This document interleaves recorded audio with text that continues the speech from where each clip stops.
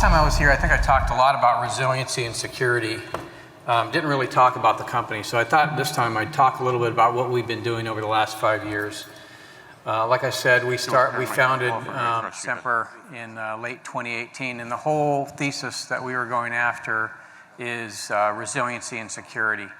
And you might say, well, why do I care about resiliency?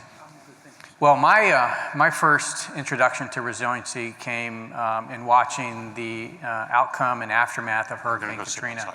If you remember at the time, the Louisiana National Guard was deployed in combat in Iraq. We flew C-17s over to pick them up, flew them back into New Orleans, where after they got on the ground, somebody interviewed them and they said, I see really no difference between New Orleans and Iraq.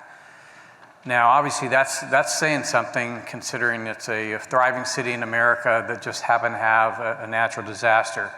If you go to the Nashville, Tennessee bombing of the AT&T switching center, took out Tennessee and surrounding states for several weeks.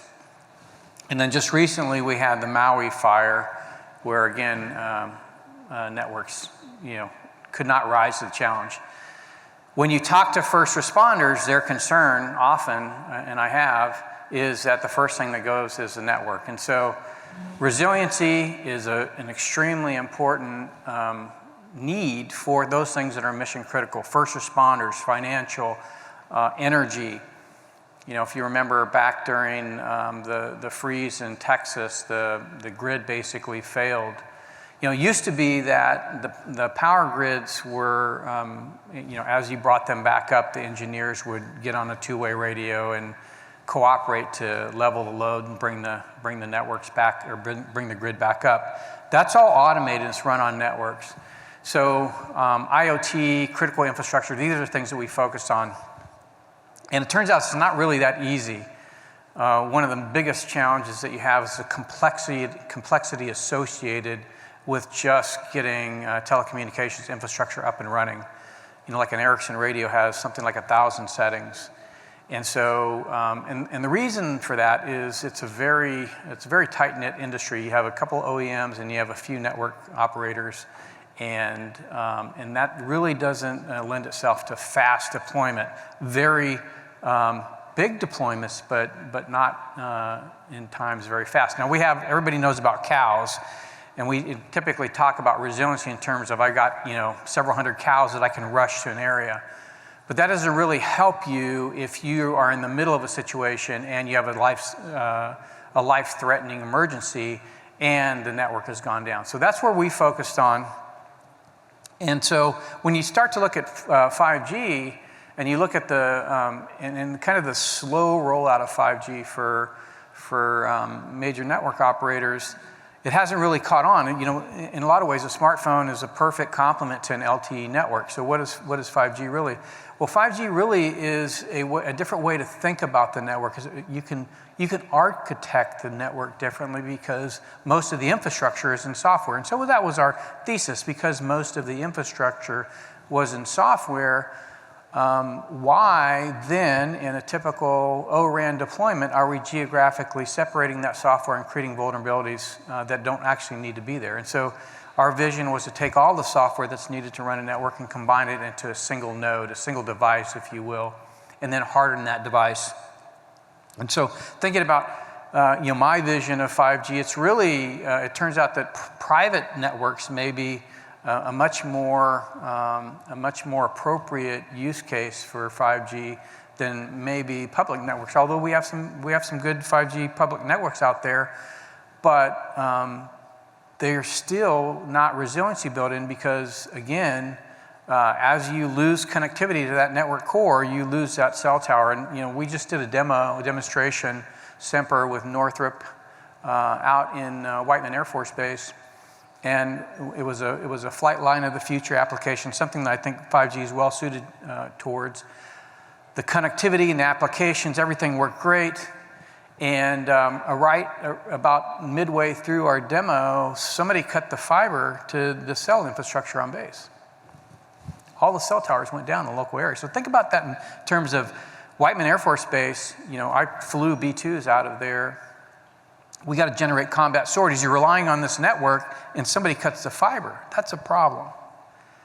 And so because we have all of the software in our nodes, we were able to continue uninterrupted. And I think that's a real benefit that 5G can bring, is this ability to continue to be resilient, even in the face of a network service outage, whether it be local, regional, or national. So private versus public is a good way to think about the network. And understanding that you can create these hybrid architectures where a private 5G network can be an overlay or an extension of an existing macro network to provide resiliency in those locations that you have mission critical needs. So mission critical is, I think, a very, very appropriate use case for 5G. I think one of the things that we learned along the way of this 5+ years of developing our technology is power. The power requirements for a standard network are really, really intense. A typical macro tower pulls 48,000 watts of power out of the grid. And so you wonder, well, how come we haven't hardened our infrastructure for things like electromagnetic pulse, which comes from either a solar flare or a nuclear detonation? Well, the reason is because it's incredibly hard. Not only do you have long cable runs, but you have these tremendous power draws off the grid, and the filters associated with being able to filter that kind of power for an EMP hardening is pretty significant. And so it makes hardening a typical macro tower today just almost impossible from a cost standpoint. It's also interesting, and I didn't really understand this until we started getting into it, the power draw, the RF output, and the range that you get with that is, there's a lot of inefficiency in that. So, for instance, 5-watt radio might get you, out there a mile or a couple miles, and if you bump that up to 20 watts, you might double that range, and you bump it up to 100 watts, you might triple that range, or you may 8 or 9 times that range. But ultimately, that power draw for those radios go up exponentially. And the reason is because you're dissipating a lot of that energy into heat. And that's just because radios are inefficient. The more power you pump into them to get more range, the more power is going out into the environment in terms of heat. So why do we put so much power out of these macro towers? Well, the reason is because it's very hard to site a tower, and it takes a long time to put one up. They can be upwards of $1 million or $2 million to deploy, take a couple years to deploy between all the permitting required. So, when a tower gets built, you want to pump as much power out of that location as possible, so it makes it hard to harden it and make it resilient. And it also takes a long time. It's very expensive to put up. So you want to get the most out of it. Well, it turns out that 5G can be a good complement to that macro tower for just about everything except for EMP. If you take the situation that I talked about, having one of our devices located there with a network where you have all the software that runs the network locally, will allow that macro tower to be survivable for just about everything except for something like EMP. Particularly if you deploy it with a power source that can outlast any batteries you have there locally. So mission critical, somebody cuts the fiber, somebody takes out the core, that macro tower continues to operate, continues to provide coverage for that location. So power, though, is a really big problem in terms of resiliency. You have to engineer devices that are able to take the massive amounts of power, both for the servers and the radios, filter that, and then also cool the volume. And so there's only so much processing and heat loss that you can take in a given volume. And the other thing that goes along with that cooling problem is the fact that telecom infrastructure typically runs at like -40 to +50 C. You don't see a data center running at -40 to +50 C. They're typically environmentally controlled environments. And so when you're creating devices that have to run out in the middle of, say Missouri, they have to be able to take those temperature extremes, continue to operate right alongside the radio infrastructure, and continue to provide that resiliency. So cooling is a really important part of creating a solution that actually allows that to continue. The other thing that you're concerned about, and this is because this infrastructure doesn't necessarily have to be deployed coincident with a macro tower. It can be deployed on a street corner or on the rooftop. And if it's deployed in the street corner or rooftop, the other thing that you're kind of concerned about is tamper. Can somebody get into these things? Can they start mucking about? Can they put device on to capture data? And so it turns out that we had a lot of experience in building tamper-resistant servers, right? Single 1U or 2U servers, but not really a lot of experience on building an entire rack worth of equipment, both radios and baseband units and servers, and making sure that entire volume is tamper-proof. So that was actually a pretty significant effort to get that done. And then you have the problem, of course, of cyber. And one of the interesting things in terms of thinking about infrastructure, private 5G as an overlay for providing resiliency and security for a macro network, is the idea that you can have a completely separate network operating on the same infrastructure. So if somehow you do end up facing some kind of cyber attack, you can always have that local availability to keep your network up and operating. Some of you may remember what happened to the Maersk shipping line, where malware propagated across their network and shut them down for quite a while. Well, it's nice to know that in certain locations where you have a customer that needs mission critical capability, that even if you do lose service because somebody's been able to penetrate your networks, and we just saw, the Chinese, for instance, had a malware that was sitting for 5 years latent inside infrastructure, that this is a problem that we face. And so, knowing that you have another capability, the ability to run right alongside that network is something that's positive. Alongside the EMP, the natural disaster, the cyber attacks, you can have physical attacks. We've had and are having, substations that get shot at. So having this ability to be resilient for things like gunfire, that's also something that you have to consider. Some of the easiest attacks on infrastructure are actually physical attacks. There are very sophisticated malware attacks, but there can be something as easy as just shooting something. But it turns out that if you're decentralized, then it really is hard to kill that network. One of the things that I did for a living is kill networks.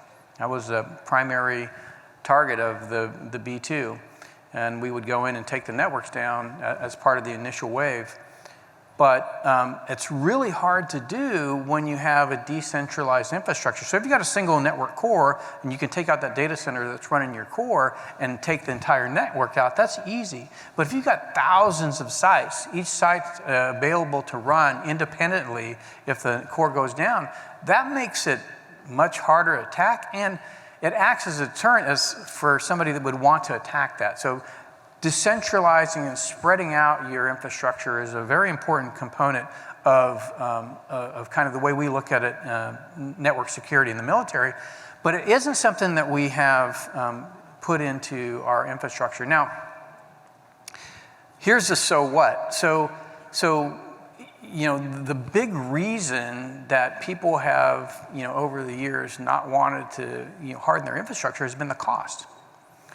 And we think that's one of the simplest things to go after, because as you begin to integrate these technologies together and you deploy them at scale, the cost comes down dramatically. And if you look at this infrastructure as shared infrastructure, and meaning rather than just having a single use case for that location, you have many use cases, then that infrastructure gets spread off over many, many applications and use cases.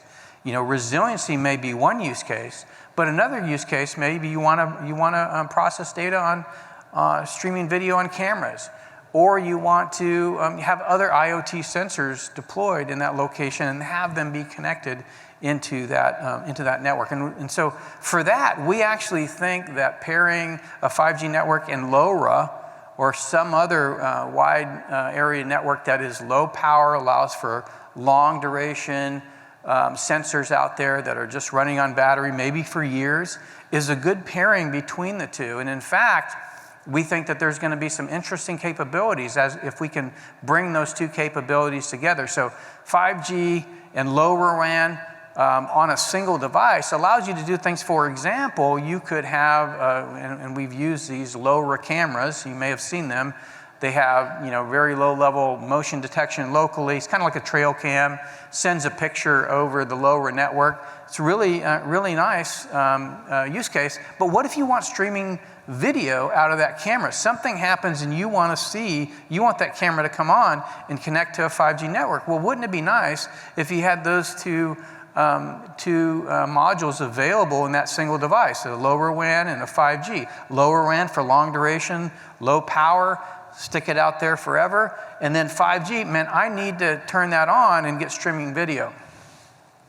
Well, it also turns out that by pairing those types of kind of low-level artificial intelligence, whether they be, hey, I want to see anytime a person walks by here, I want to see that. Okay, that allows you to take that data and send it to the local node, and then if you want to know if a specific person has walked by a certain location, you can run higher order artificial intelligence. So what are we talking about here? We're talking about ever increasing sophistication of AI as it goes up the food chain, so that you can take advantage of very low cost, low complexity sensors out there, but then do a lot of the more complex processing. So you may have, say 1,000 cameras out there, and each one of them, sends in the image. Now you can run a facial recognition or a gait recognition or some other, algorithm on that node, and allows you to really understand what that is and really nail down. And then, hey, I can connect that node to a 5G network and really watch that person. I can send a drone out there. So we think that pairing those two, LoRa and 5G, in a resilient, secure device that can be attached to a macro tower, that can be deployed on its own. And one of the things that we found, that the biggest reason why it's so hard to deploy infrastructure is because of the complexity, as I mentioned. We went through the process of automating all that. So now, you plug it in and it just works. It comes up within less than 10 minutes and you're up and operating. And I think this is where the industry needs to go. We want to have widespread adoption of these kinds of capabilities that enable the devices and the applications to serve customers that are looking for that kind of capability, then you need to build your infrastructure in this way.